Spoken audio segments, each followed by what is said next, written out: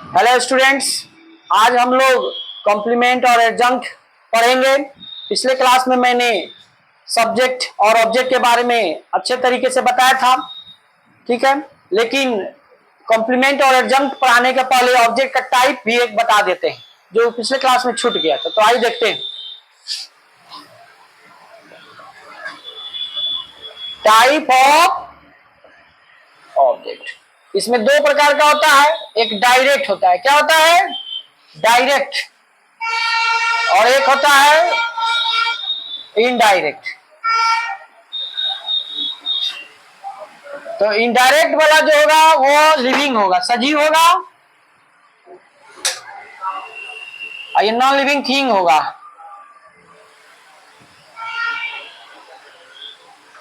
ये निर्जीव होगा, हिंदी में लिख लीजिए। तो देखिए, जैसे कि इस एग्जांपल में देखिए सभी बच्चे आप लोग, जैसे कि ही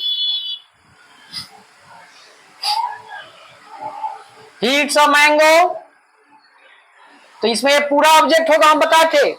ऑब्जेक्ट को पूछे तो मैंगो नहीं कहना है, सब बहुत सारे व्यक्ति मैंगो बोल देते हैं, वो गलत हो जाएगा।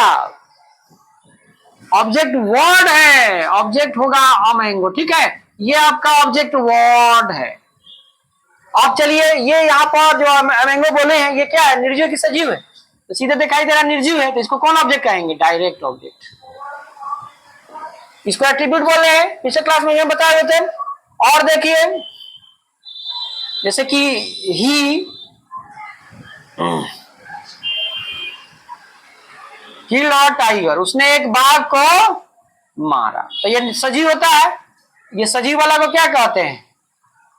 Indirect object. तो ऑब्जेक्ट का टाइप समझ में आ गया। मतलब निर्जीव रहेगा तो डायरेक्ट बोलेंगे, और सजीव रहेगा तो क्या कहते हैं? उसको हम लोग इनडायरेक्ट ऑब्जेक्ट कहते हैं। तो अब हम कॉम्प्लीमेंट पढ़ाने जा रहे हैं, ठीक है। तो इसे हम थोड़ा मिटा देते हैं और उसके बाद हम कॉम्प्लीमेंट शुरू करते हैं। तो आइए देखते हैं कॉम्प्लीमेंट।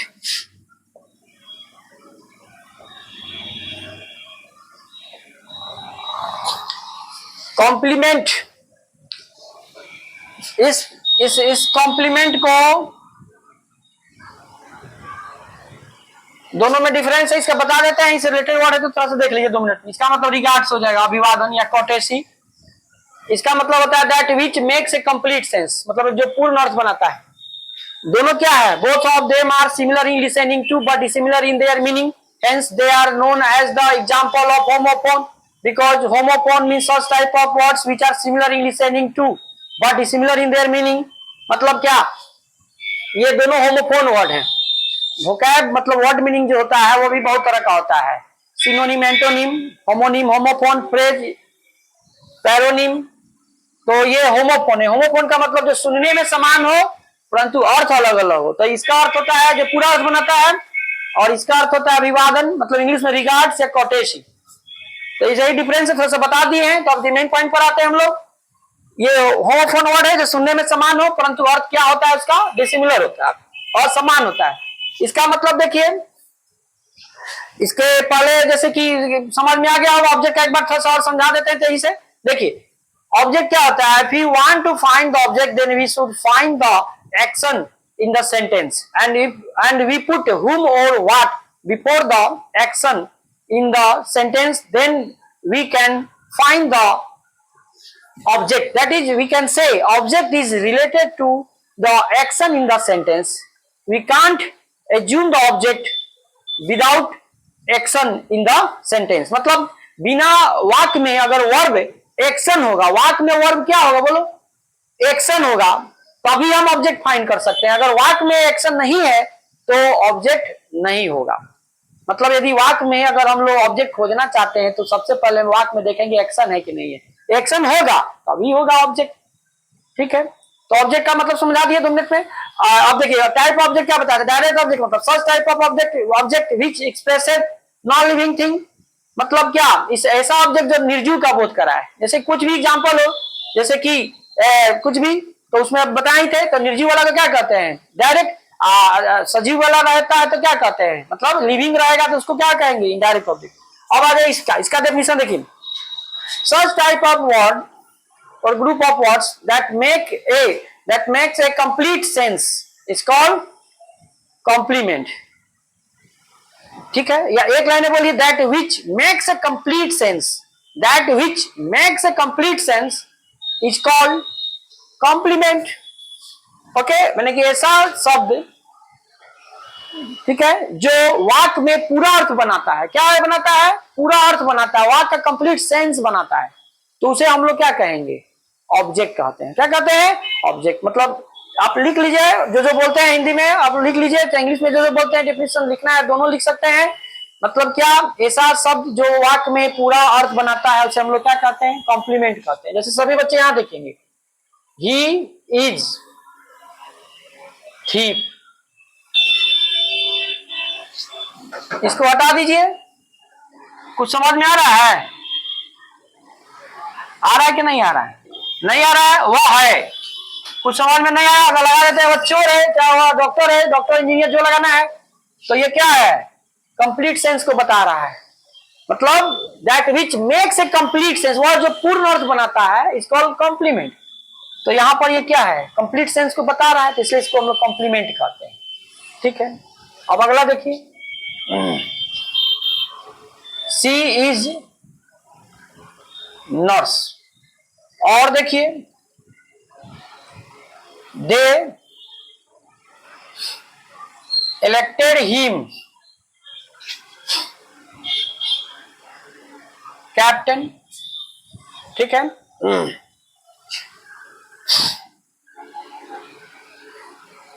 जो भी पढ़ाते हैं, अगर कोई भी कंफ्यूजन है, जितना हम वीडियो डाल रहे हैं, कोई भी कंफ्यूजन में फंसता है तो कमेंट जरूर करेंगे। अपना अपना पढ़ाने का तरीका है, अब ये नहीं कहेंगे कि गलत पढ़ाते हैं हम। ठीक है, मेन होता है समझना, बार बार कहते हैं, फंडामेंटल लॉ होता है, डिफिनीशन थियोरी होता है, ट्रूथ होता है। ओके, ऐसा डिफिनीशन पढ़े कि कंफ्यूज नहीं करे, तो जो भी पढ़ा रहे हैं उस तरह कंफ्यूजन नहीं होगा, मतलब नहीं फंसेगा आपका। कोई भी चैप्टर में जब से इंग्लिश में, जैसे कि मैं बहुत सारा इंग्लिश में हम पढ़ा ही रहे हैं, थोड़ा सा लग रहा कि थोड़ा सा कि दूसरा टाइप का लग रहा होगा, लेकिन उसमें अगर कंफ्यूजन है तो आप लोग कमेंट करें, चाहे जो होगा तब ना हम बताएंगे। मान ली हम पढ़ा रहे हैं, हम ही समझ रहे हैं, और आप लोग समझ में आ रहा है कि नहीं, हमको कैसे मालूम चलेगा? तो यहाँ देखिए, यू गेव मी,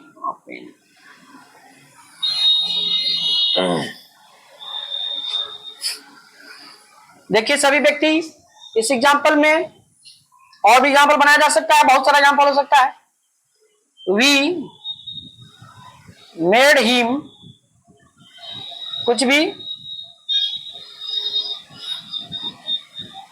चेयरमैन। तो देखिए इस एग्जाम्पल में समझ में आ गया कि वह है, क्लियर नहीं हो रहा है, समझ में आ गया कि वह चोर है, तो कंप्लीट अर्थ बना दिया, तो इसको कॉम्प्लीमेंट बोलते हैं। अब ये दो होता है, इसी जगह बता देते हैं, इसी में, इसी एग्जाम्पल में हो जाएगा ना, तो इसको फिर ऑब्जेक्ट की तरह दो भाग में हमको अलग पढ़ाना पड़ गया। एक होता है सब्जेक्टिव कॉम्प्लीमेंट या सब्जेक्ट कॉम्प्लीमेंट, इसको दूसरा नाम होता है objective complement.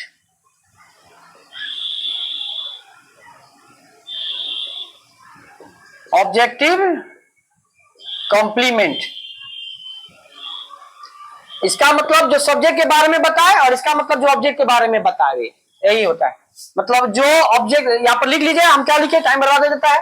That such type of complement which expresses about the subject is called subjective complement, और इसका such type of object, such type of complement which indicates about the object is called objective complement.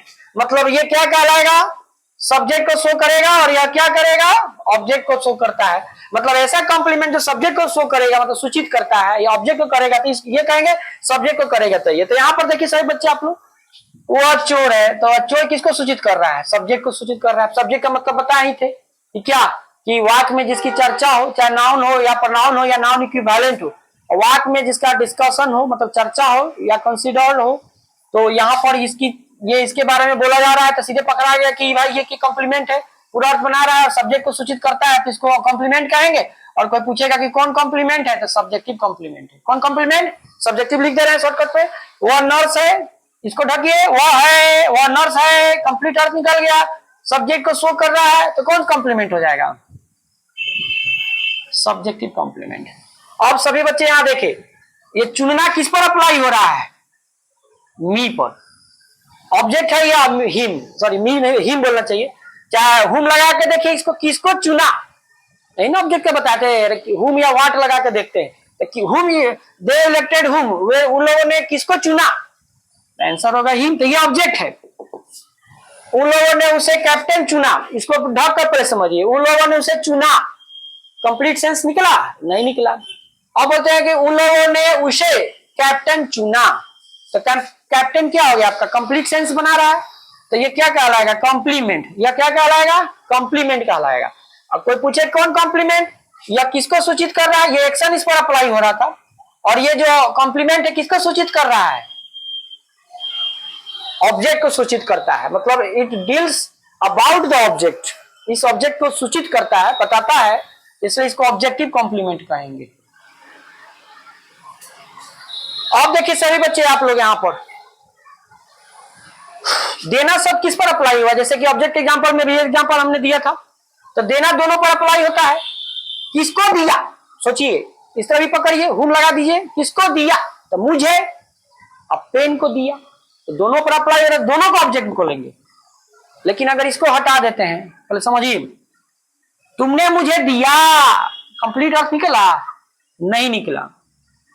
अगर लगा दिए तुमने मुझे कलम दिया, तुमने मुझे कलम दिया, तो यहां पर कलम क्या कहलाएगा, कंप्लीट अर्थ बना रहा है, तो इसको हम लोग कॉम्प्लीमेंट भी कह सकते हैं। और ऑब्जेक्ट तो है ही, मतलब इसमें ये ऑब्जेक्ट भी है और कॉम्प्लीमेंट भी है, पहले मतलब समझिए। तो ये कौन कॉम्प्लीमेंट होगा, किसको सूचित कर रहा है, सब्जेक्ट की ऑब्जेक्ट को। तुमने मुझे कलम दिया, तो कलम किसको सूचित कर रहा है, मी को, अरे मी को सूचित कर रहा है, मतलब पेन किसको दिया जा रहा है, मुझे, तो ये कौन कॉम्प्लीमेंट हो जाएगा, ऑब्जेक्टिव कॉम्प्लीमेंट। और ये ऑब्जेक्ट है, ये ऑब्जेक्ट है, ये आपका डायरेक्ट ऑब्जेक्ट है, नॉन लिविंग है, निर्जीव है, तो इस वाक्य में ये ऑब्जेक्ट भी है और कॉम्प्लीमेंट भी है।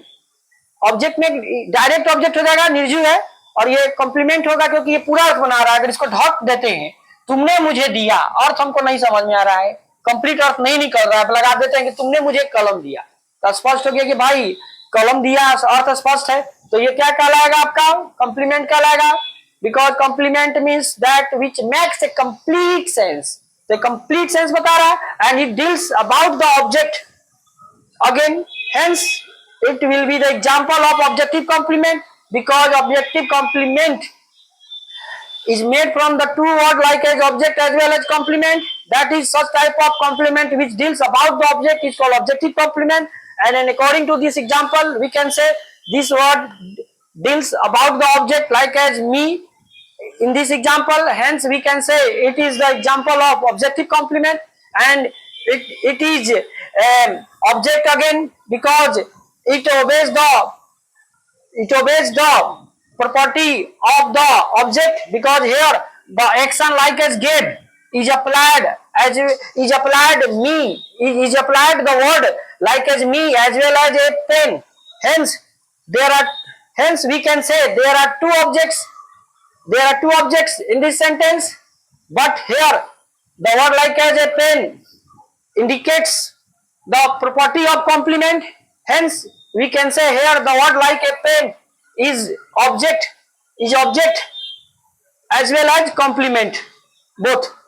That is here according to this example, the word like a pen indicates object as well as complement. Okay, तो इसमें हमने क्या देखा, ये क्या था, देना दोनों पर अप्लाई हुआ, तो दोनों ऑब्जेक्ट है, ये सजीव है तो इनडायरेक्ट है, ये निर्जीव है तो डायरेक्ट है, इसको ढक दीजिए, कंप्लीट सेंस नहीं निकला, तुमने मुझे दिया नहीं निकला, तुमने मुझे कलम दिया, कंप्लीट अर्थ निकला, तो कॉम्प्लीमेंट हुआ, और कॉम्प्लीमेंट में भी ऑब्जेक्टिव हुआ, क्यों हुआ, देखिए ये ऑब्जेक्ट को सूचित कर रहा है, पेन किसको सूचित किया जा रहा है, मी को दिया जा रहा है, तो ये ऑब्जेक्टिव कॉम्प्लीमेंट है, ये ऑब्जेक्ट भी और कॉम्प्लीमेंट भी हो जाएगा। ओके, नेक्स्ट हम लोगों ने उसे चेयरमैन बनाया, तो ये चेयर हम लोगों ने उसे बनाया, इसको ढक दीजिए, जैसे कि इसमें बताए थे, सेम है एग्जांपल उसी टाइप का है, अर्थ नहीं निकला, हम लोगों ने उसे बनाया, क्या बनाया, कुछ समझ में नहीं आया, तो यह स्पष्ट है कि यह क्या कहलाएगा आपका, यह आपका कॉम्प्लीमेंट हो जाएगा, यह क्या कहलाएगा, ये कॉम्प्लीमेंट हो जाएगा, यह क्या हो जाएगा, और चेयरमैन किसको सूचित कर रहा है, हिम को सूचित कर रहा है, तो इसका मतलब है यह जो हुआ आपका ऑब्जेक्ट को सूचित कर रहा है, तो यह क्या कहलाएगा, ऑब्जेक्टिव कॉम्प्लीमेंट कहलाएगा, यह क्या कहलाएगा, ऑब्जेक्टिव कॉम्प्लीमेंट कहलाएगा। ठीक है, तो इस कॉम्प्लीमेंट का में हमने कॉम्प्लीमेंट और ऑब्जेक्ट के डिफिनीशन से हम लोग क्या देखे, यहां देखिए शॉर्टकट में, ऑब्जेक्ट में बी कॉम्प्लीमेंट बट कॉम्प्लीमेंट में not be object. Object complement हो सकता है बट कॉम्प्लीमेंट ऑब्जेक्ट नहीं होगा। अब इसका पहले मतलब समझिए, दोनों में समझिएगा डिफरेंस हो गया। इस एग्जांपल में आपने देखा कि ऑब्जेक्ट है और कॉम्प्लीमेंट दोनों है, लेकिन इस एग्जांपल में ये क्या है आपका, ये कॉम्प्लीमेंट है और ये कॉम्प्लीमेंट है, लेकिन इसको आप ऑब्जेक्ट कह सकते हैं नहीं। क्यों? क्योंकि ऑब्जेक्ट के लिए एकदम वाक में एक्शन का होना, वर्ब जो होगा एक्शन का होना एकदम कंपलसरी है, नेसेसरी है। पर इसमें एक्शन ही नहीं है, अगर एक्शन होगा तब ना अप्लाई होगा। क्या बोले थे, the word on which the action is applied is called object. मतलब ऐसा मतलब इस शब्द जिस पर एक्शन लागू किया जाता है ऑब्जेक्ट कहलाता है। जब इसमें एक्शन ही नहीं है तो ऑब्जेक्ट कैसे होगा? तो कॉम्प्लीमेंट है, प्योर कॉम्प्लीमेंट है, ये भी प्योर कॉम्प्लीमेंट है और इसमें ये ऑब्जेक्ट भी और कॉम्प्लीमेंट भी है इस एग्जांपल में। मतलब ऑब्जेक्ट को कॉम्प्लीमेंट कर सकते हैं, लेकिन कॉम्प्लीमेंट जो होगा अगर कोई भी एग्जांपल में, वो ऑब्जेक्ट नहीं हो सकता। ये दोनों में डिफरेंस हो जाएगा। ठीक है, तो आइए देखते हैं अब अगला, एडजंक्ट। अतिरिक्त।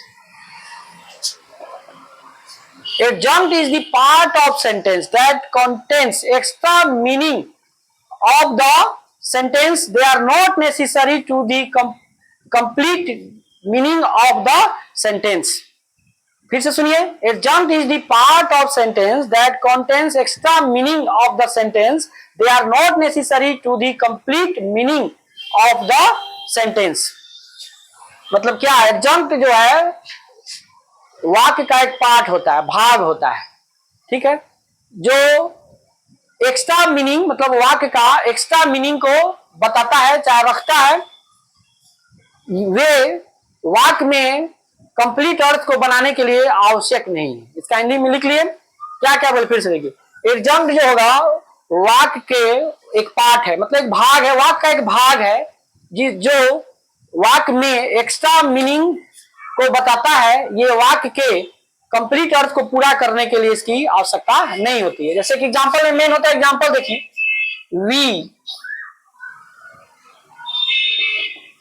वी गिफ्टेड हिम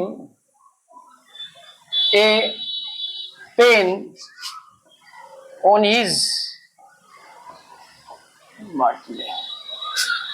इसको ढक के पहले समझिए, हम लोगों ने उसे दिया, हम लोगों ने उसे गिफ्ट दिया, उपहार दिया।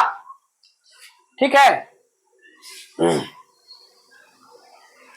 अब ये सब जो जुड़े हैं, ए पेन ऑन, हम लोगों ने उसे एक पेन दिया, यहां इसको ढक, यहां तक देखिए पहले, हम लोगों ने उसे कलम दिया, कंप्लीट अर्थ निकल गया। अरे समझ में आ गया ना भाई? आप इसमें आप समझ ही रहे हैं कि ये क्या है, आपका एक्शन है, ये एक्शन है और ये ऑब्जेक्ट हो जाएगा। किसको लगा दीजिए, किसको उपहार दिया तो उसके, और ठीक है, और ये पेन क्या क्या लगा यहाँ पर, ये कंप्लीट अर्थ बना रहा है, इसको अगर ढक देते हैं, हम लोगों ने उसे उपहार दिया, अर्थ नहीं निकला तो ये कंप्लीमेंट हो गया, ऑब्जेक्ट हो गया। अब यहां तक तो ठीक है कि भाई कंप्लीट अर्थ वाक्य का निकल जा रहा है, वाक्य का कंप्लीट अर्थ निकल जा रहा है, लेकिन ये एक्स्ट्रा है, वाक्य का पार्ट है, मतलब एक्स्ट्रा पार्ट है, भाग है, हिस्सा है, इसे ही हम लोग एडजंक्ट कहते हैं। मतलब it is the part of sentence that contains extra meaning of the sentence, but they are not necessary to the complete meaning of the sentence. दूसरे एग्जांपल में देखिए, राधा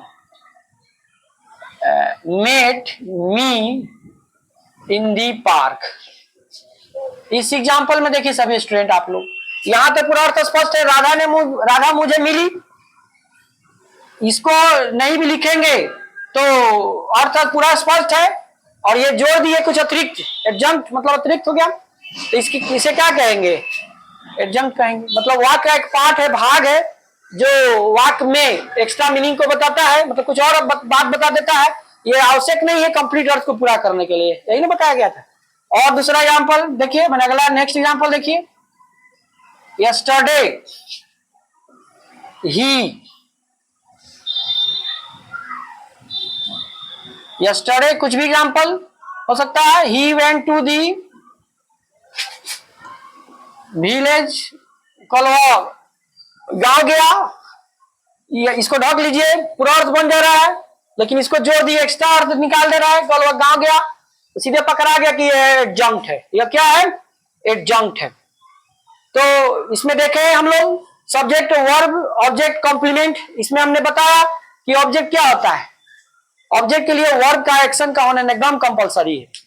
ऑब्जेक्ट को कॉम्प्लीमेंट कह सकते हैं, बट कॉम्प्लीमेंट को ऑब्जेक्ट नहीं कह सकते हैं। ठीक है। अब अगला है हमारा, एक और बच गया, उसको भी देख लीजिए। प्रेडिकेट। प्रेडिकेट क्या होता है? मतलब such type of word or group of words which tells something about the subject is called predicate। इस प्रकार का शब्द या शब्दों का समूह जो सब्जेक्ट के बारे में बताता है, या सीधे बोलिए accept of subject is called predicate. मतलब वाक्य में सब्जेक्ट को छोड़कर जो बचता है उसे हम लोग क्या कहते हैं? प्रेडिकेट कहते हैं। जैसे कि ही इज अ स्टूडेंट, इस सब्जेक्ट को छोड़ दीजिए, जो सब होगा उसको प्रेडिकेट बोलते हैं। अब इस प्रेडिकेट में ही वर्ब होगा या कॉम्प्लीमेंट होगा या ऑब्जेक्ट होगा। कुछ भी एग्जांपल हो सकता है, जैसे कि यू लुक स्मार्ट, तुम स्मार्ट दिखते हो। तो ये स्मार्ट जो हो गया,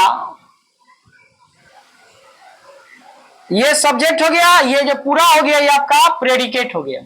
और इस प्रेडिकेट में अगर आपसे कोई पूछे स्मार्ट क्या है, तो क्या कहिएगा? तुम दिखते हो। तुम दिखते हो, इसको अगर ढक दीजिए, कंप्लीट अर्थ नहीं निकला, तो तुम स्मार्ट दिखते हो, तो ये कॉम्प्लीमेंट हो जाएगा। और कौन कॉम्प्लीमेंट होगा कोई पूछे, तो subjective complement, because it deals about the object, it deals about the subject in this example, hence it is the example of subjective complement.